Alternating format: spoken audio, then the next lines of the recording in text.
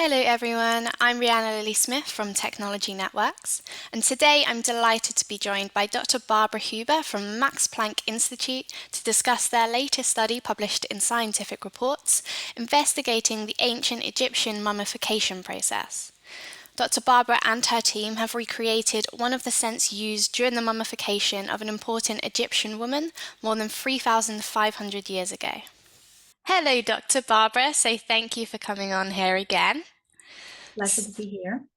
Can you talk about what influenced your decision to undertake this study and what led your team to recreate one of the scents used in mummification? Sure. Yes, we had a collaboration with the Museum August Kästner in Hanover, where a lot of different canoe pictures are housed today. And the curator of the museum and I had discussions to take samples and recreate or reconstruct the recipe of the ancient Egyptian mummification balms. So we were interested of what kind of substances the people used in order to create these balms that were used to preserve the body for eternity. And yeah, so this is how it started. And then we analyzed these substances and we found a lot of aromatic products in them. And this kind of led to the decision to also recreate the scent, which we then called the scent of the afterlife. Thank you, that's really interesting. So, could you please summarize the key methods you used and why? Sure.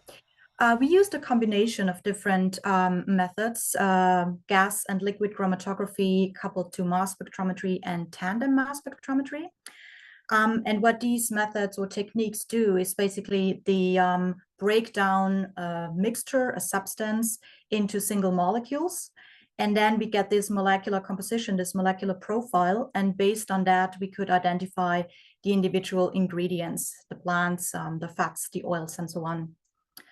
And we used a combination of methods to really get a big range of different characteristica, for example, polarity and so on, to get really like hydrophobic lipids, but also more polar secondary metabolites, because we knew already from previous studies that these balms are rather complex. So we wanted to get like the most out of it.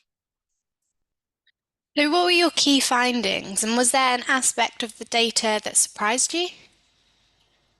We identified a really complex mummification balm, actually the most complex that has ever been discovered for this early date. This was the first surprise. What we have identified is a mixture consisting of plant oils, fats, beeswax, then bitumen, which is a kind of asphalt substance, a very black, dark substance. And then also a number of aromatic products, for example, a balsamic substance, coniferous resin, which is most likely coming from large trees.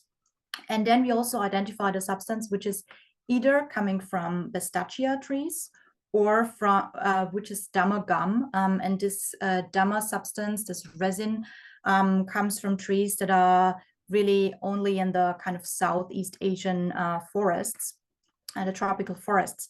And this was another surprise. So we could not absolutely distinguish between the Pistacia and the Dama, but in case it is the Dama, then this would mean that we have these really long distance trade connections from ancient Egypt to Southeast Asia already in the mid-second millennium. And this would be a really early date for such a long endeavor.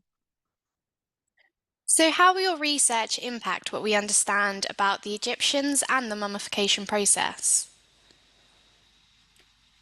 We identified that not exactly the same balms have been used for the different organs that have been mummified, which is, I would say it is a first hypothesis. Since we only have looked into two different organs, it's not a big sample size, so this definitely needs further research.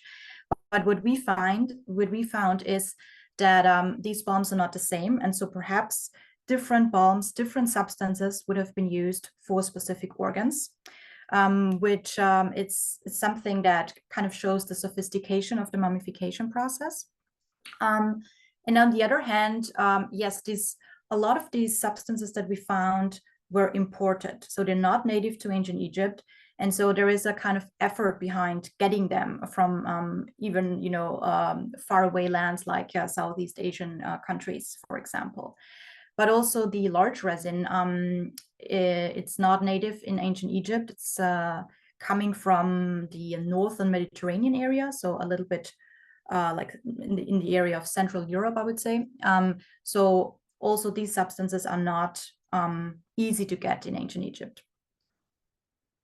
So just quickly, what's next for your research team, and do you plan to recreate any other scents that are used in that process? Yeah, that would be really interesting to do that as well. We also look into other mummification balms from different periods to get a broader overview of like also a little bit the kind of evolution of this process. And yeah, it would be interesting to kind of compare then the different scents as well and how they have changed over time. Amazing. Thank you so much for coming on here today. That was great. Sure. Thank you. Thank you. Make sure you never miss a story. Subscribe to Breaking Science News, the daily newsletter by Technology Networks. Bye for now.